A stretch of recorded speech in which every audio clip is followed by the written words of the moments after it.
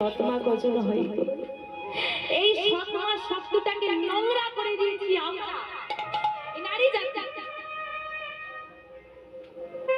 নিজের ছেলের বেলা বড় বাটি আর ছোট ছেলে সৎ ছেলের বেলা ছোট্ট একটা বাটিতে ব্যঞ্জন এনে দিই, নিজের ছেলেটাকে লুকিয়ে খাইয়ে দেবো ঘরে, সৎ ছেলেটাকে দেবো না। নিজের ছেলের পরে যেটা বেশি হবে সেটা সৎ ছেলে পাবে, এটা সৎমা নয়। মা হয়েছিল কইকেয়ী, রাজা দশরথের অভিশাপ ছিল, তোমার কোনো ছেলে যদি 25 বছরের আগে রাজা হয় তৎক্ষণাৎ তার মৃত্যু হবে,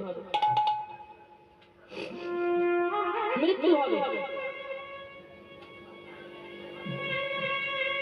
রাম যখন বনবাস থেকে ফিরে এলো,